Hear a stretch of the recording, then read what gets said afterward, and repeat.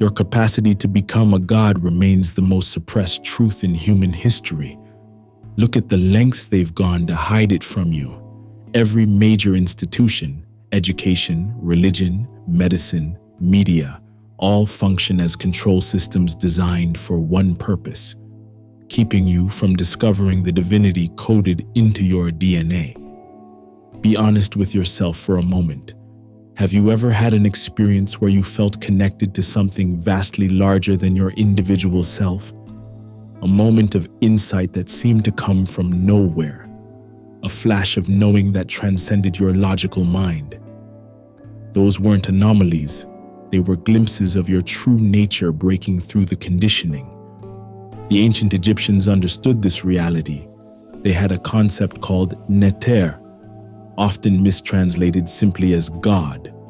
But neter actually refers to a fundamental cosmic energy, the power that generates and maintains life itself. And here's what they knew that modern institutions don't want you to rediscover. This divine essence exists within every human being. You weren't born to pay bills and die. You were born with the capacity to recognize your consciousness as identical with universal consciousness. Now listen, the system isn't designed to nurture this recognition. It's designed to prevent it. Let's start with something basic: your food. The corporate food system functions as a sophisticated weapon against your consciousness. When you consume processed foods loaded with synthetic chemicals, artificial sweeteners, preservatives, and GMOs, you're not simply damaging your physical health. You're ingesting compounds specifically designed to calcify your pineal gland and disrupt your neurochemistry. The pineal gland, that tiny pine cone-shaped organ in the center of your brain, has been revered by virtually every ancient spiritual tradition. The Egyptians called it the seat of the soul. Descartes called it the principal seat of the soul, and the place in which all our thoughts are formed. Vedic traditions identify it as the location of the third eye, the Ajna chakra, the center of spiritual perception. And what happens in modern society? We subject this sacred organ to a constant barrage of fluoride, which accumulates in the pineal at higher concentrations than anywhere else in the body, leading to calcification. Research confirms this. Documented science. A calcified pineal gland loses its ability to produce optimal levels of melatonin, which functions not only as a sleep hormone, but as a powerful antioxidant that protects your brain. More importantly, from a consciousness perspective, a calcified pineal inhibits your capacity for spiritual perception, your ability to access higher dimensions of awareness and recognize your divine nature. But the attack on your pineal gland marks only the beginning. Consider the microplastics now found in human blood, placenta, and brain tissue. These contain endocrine-disrupting chemicals that interfere with the very hormones that regulate your neurological function and consciousness. The heavy metals in your environment, aluminum, mercury, lead, cross the blood-brain barrier and accumulate in neural tissue, disrupting the delicate electromagnetic fields that your brain uses for communication. Your brain doesn't operate through chemical signals alone. It functions as a complex bioelectric system, a fact conveniently minimized in conventional medical education. Then there's glyphosate, the world's most widely used herbicide, which research shows works synergistically with aluminum to further compromise the pineal gland. Does this combination of substances, most damaging to your spiritual capacity, being the most prevalent in your environment, seem coincidental? The systematic nature of this suppression becomes even clearer when you look beyond physical toxins to the psychological and energetic weapons deployed against your consciousness. The media you consume isn't designed to inform you. It's designed to entrain your brain into passive receptive states where critical thinking gets suspended. News programming uses hypnotic techniques, specific pacing of speech, repetitive messaging, emotional triggering, to induce trance-like states where your subconscious mind becomes programmable. Modern screen technology utilizes refresh rates and light frequencies that shift brainwave activity from alert beta states to more passive alpha states, making you more susceptible to suggestion. The content then fills your mind with fear-based programming that keeps your nervous system locked in fight or flight, shutting down access to the higher brain functions necessary for spiritual perception. All of this serves a system that requires your compliance and consumption. A spiritually awakened population that recognizes its divine nature cannot be controlled through conventional means. When you know yourself as infinite consciousness, having a temporary human experience, you can no longer be manipulated through fear of death, scarcity, or separation. But there's something even deeper happening. Something that transcends even deliberate human control systems. The cosmic drama we're experiencing involves forces beyond the physical plane, what the ancient Gnostics called archontic forces, energetic parasites that feed on human fear, conflict, and separated consciousness. These forces don't need to conspire in boardrooms. They operate through human systems, inspiring the creation of control structures that harvest the low-frequency energies they require for sustenance. This isn't about human villains. It's about a spiritual war for the human soul, playing out through physical, emotional, mental, and spiritual battlefields. And yet, despite this sophisticated, multi-layered suppression system, your divine nature remains intact, dormant but undiminished. The system can only succeed in blocking your God-becoming powers with your unconscious participation. The moment you become conscious of these mechanisms, they begin to lose their hold on you. Awareness itself is the beginning of liberation. The lengths they've gone to block your God-becoming powers stand as the greatest testament to how real those powers are. Your spiritual awakening isn't coming. It's already here, happening inside you right now, beneath the layers of conditioning that tell you you're a biological accident in an indifferent universe. Feel that? That subtle pressure in your awareness as you take in these words? That's not attention alone. That's your divinity recognizing itself through the veil of amnesia. Consciousness awakening to consciousness. Look at your surroundings for a moment. Everything you perceive exists within your consciousness. You've never experienced anything outside your awareness. You can't. Even the concept of outside exists within your consciousness. This isn't philosophy. This is your direct, immediate experience right now. The great spiritual awakening isn't about gaining something new. It's about recognizing what's already here, the infinite consciousness that you are and have always been. Behind the thoughts, emotions, sensations, and perceptions that constantly change, something remains unchanging. The awareness that witnesses it all.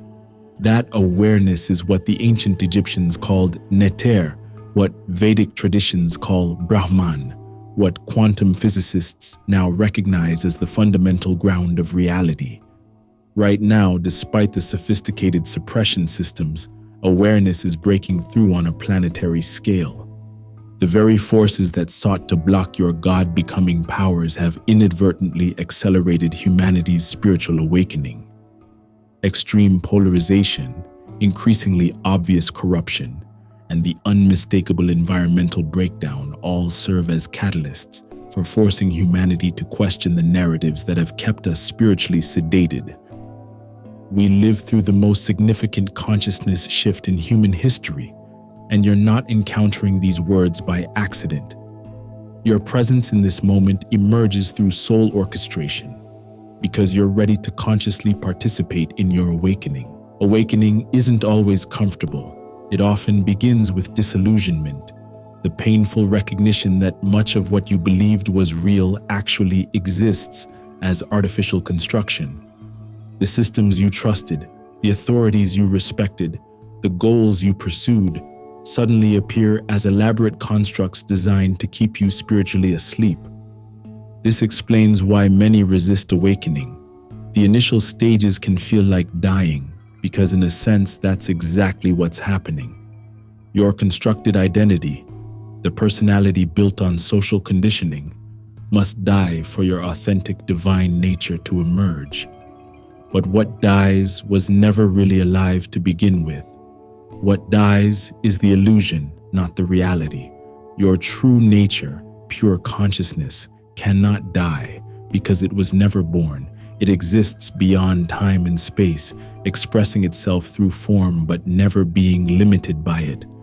This central truth appears in every authentic spiritual tradition, though religious institutions have often obscured it beneath layers of dogma and control. If you feel something in your heart as I speak, give us a like and subscribe.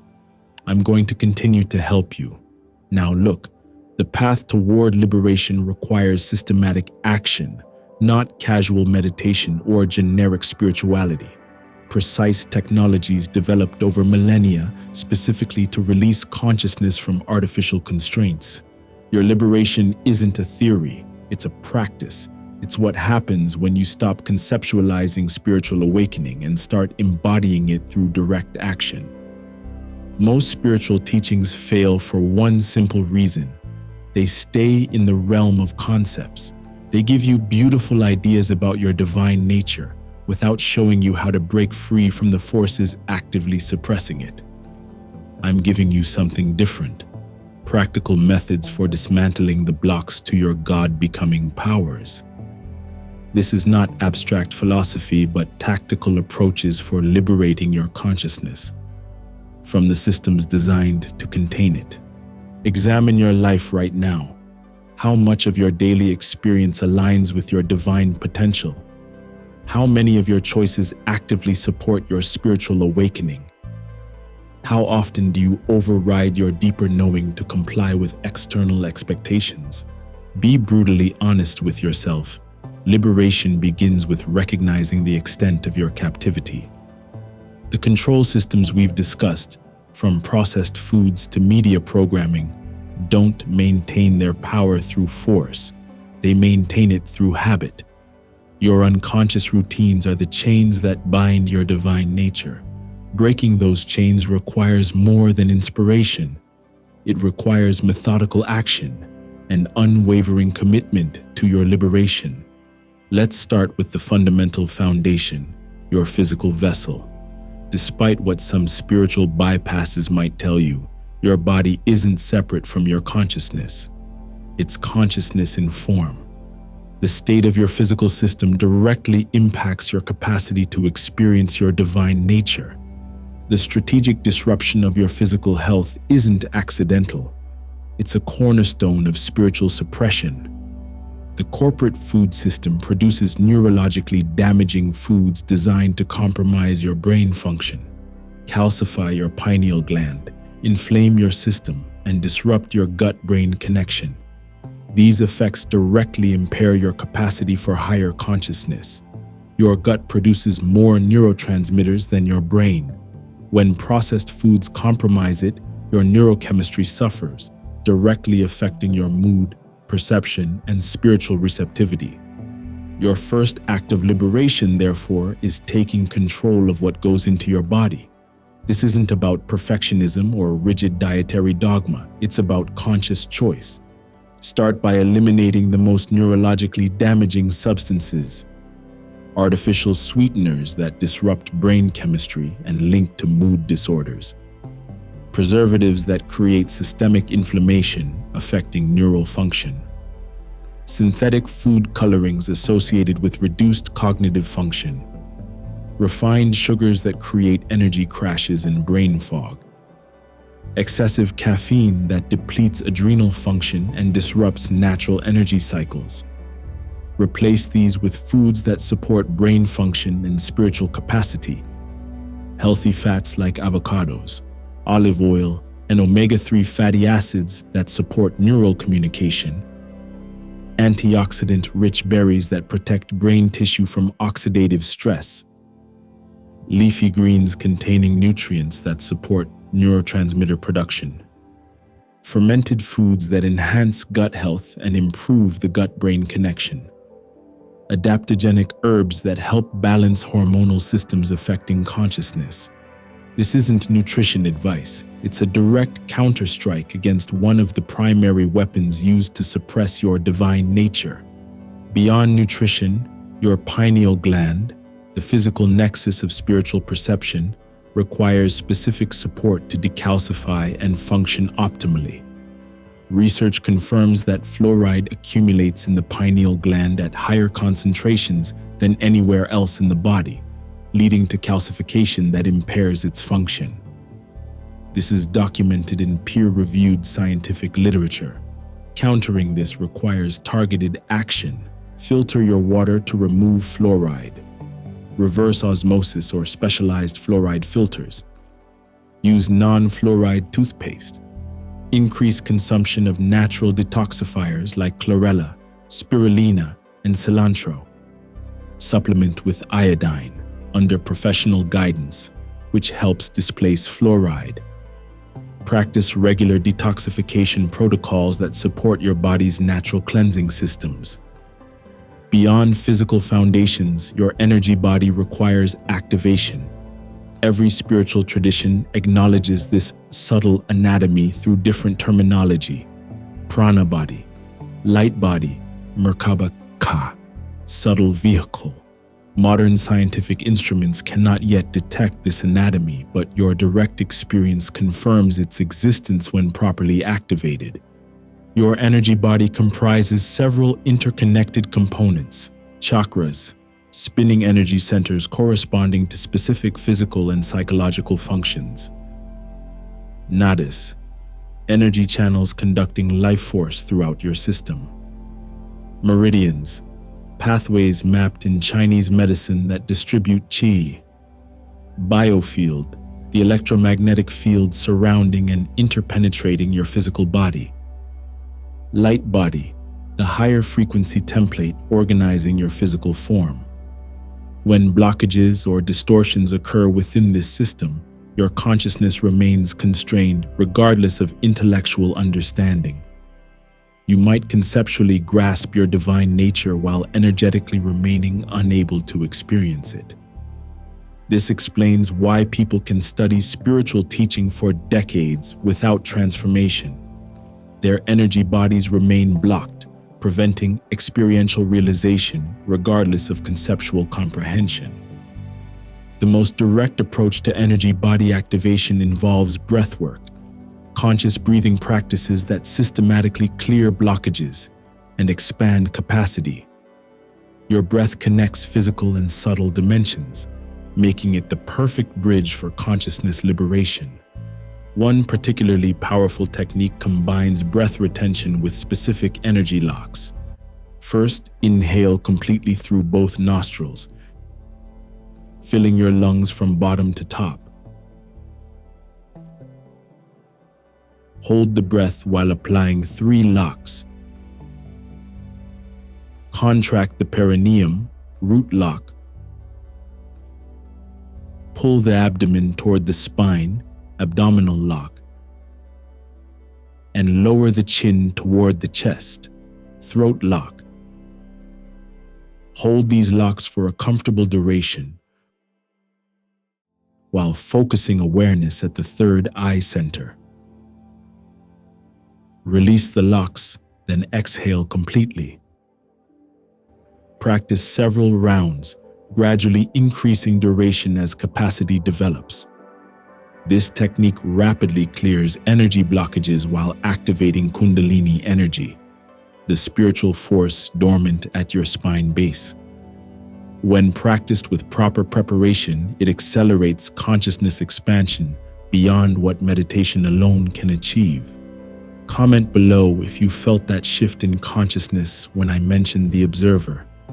If you examine your reality more closely, the true test of awakening happens not on the meditation cushion but in daily life. Many experience profound states during retreats or practices, only to watch that awareness fade when facing ordinary challenges.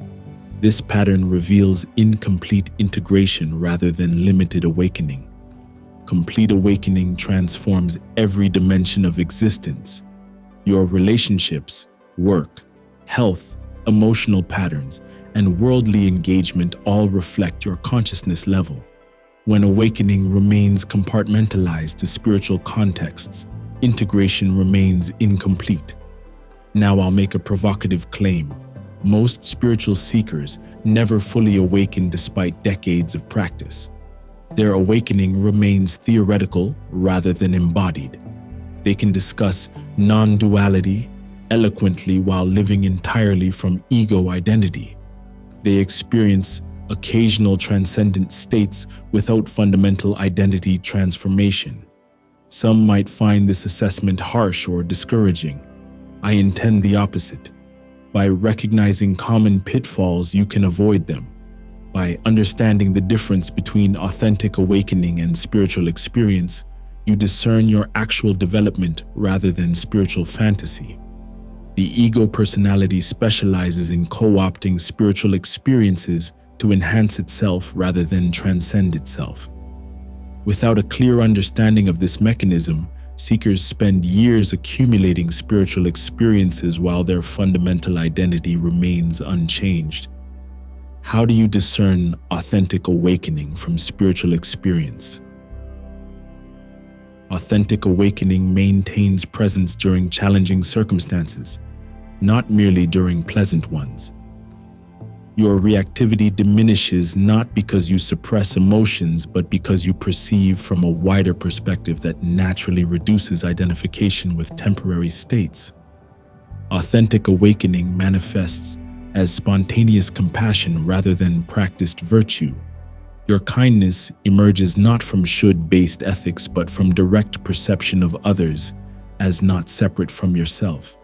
This compassion extends automatically to all beings without a preference hierarchy. Authentic awakening dissolves the boundary between spiritual practice and daily life. You no longer do meditation sessions because awareness itself becomes your continuous state. Formal practices may continue but function as refinements rather than generators of awakened awareness. Authentic awakening transforms your relationship with thought. You recognize thoughts as movements within consciousness rather than representations of reality or expressions of personal identity. Thoughts continue arising but no longer command automatic belief or identity investment. For humor, can we acknowledge how comical this spiritual journey becomes? We take ourselves so seriously in pursuing enlightenment, imagining that some permanently blissful state awaits us. Then reality delivers not perpetual bliss, but ordinary life experienced with extraordinary awareness. The cosmic joke lands when we realize the extraordinary awareness was always ordinarily present. We were unusually effective at ignoring it. Imagine consciousness laughing at our elaborate efforts to attain what we never lost, like searching desperately for glasses perched on our heads, or hunting madly for keys we hold in our hands. The absurdity runs deep. The first principle of living liberation involves transcending the artificial boundary between the spiritual and the mundane. While this division serves early developmental stages, complete liberation dissolves all such categorization. Every experience, from washing dishes to sexual intimacy to business negotiations, becomes spiritual practice when engaged with awakened awareness. This integration sounds like a simple concept, but it challenges lifelong conditioning that compartmentalizes existence. Most humans maintain separate modes of operation for different life domains: professional self, relationship self, spiritual self, public self, switching between them without conscious awareness. Complete liberation dissolves these artificial divisions, replacing them with a unified consciousness that maintains integrity across all contexts. This consistency creates both freedom and challenge. Freedom comes through energy that was previously wasted on maintaining separate identities. The challenge emerges as environments designed for compartmentalized consciousness react to unified presence. For a humorous illustration, imagine bringing a completely authentic presence to the average corporate meeting, where unspoken agreements maintain comfortable facades. The awakened consciousness sees through political positioning, ego agendas, and fear-based compliance while maintaining compassion for all involved. This clarity without judgment often makes others uncomfortable because it mirrors what they work to avoid seeing in themselves. Now multiply this dynamic across all social contexts designed for sleeping rather than awakened consciousness. You quickly recognize why authentic liberation requires courage alongside awareness. Seeing clearly while relating compassionately creates friction within systems built upon collective pretense. Some spiritual approaches avoid this friction through isolation, creating environments exclusively for awakened consciousness development. While temporarily valuable for establishing foundation, this approach ultimately creates bypassing rather than liberation. Complete freedom functions within ordinary circumstances, not merely controlled environments. The practical questions emerge. How do you maintain awakened awareness amid environments designed to suppress it? How do you relate effectively with those operating from entirely different consciousness without creating unnecessary conflict? How do you navigate social systems built on premises your awakening reveals as false? These questions find answers not through formula but through moment-by-moment presence that responds appropriately to each unique situation. However, certain principles provide guidance across circumstances. Presence before response allows awakened awareness to engage challenging situations rather than conditioned reactivity. By maintaining a conscious gap between stimulus and response, you create space for wisdom rather than automaticity. This practice alone transforms the most difficult interactions by replacing reactivity with responsive clarity. The awakening now unfolding transforms not only individual perception but collective structures built upon separation consciousness. Economic systems based on artificial scarcity, political structures founded on oppositional dynamics, and social organizations reflecting competition over cooperation, all face fundamental redesign as awakened consciousness becomes increasingly influential. The liberation available exceeds what words can adequately convey because language emerged from separated consciousness, attempting to describe objects rather than awareness recognizing itself. The pointer indicates that the moon cannot contain its reality. Similarly, these concepts can only indicate what consciousness must recognize directly through itself. Now, in this exact moment, notice the awareness within which these words appear. Not the thoughts about awareness, but the awareness itself, the knowing presence that registers these concepts without being defined by them. This immediate, non-conceptual knowing exists as your fundamental nature, regardless of temporary contents appearing within it. The liberation happens through recognizing this awareness as what you essentially are rather than the experience you temporarily have. Everything else we've explored serves this fundamental recognition, the awakening of consciousness to itself through human form, temporarily appearing as you.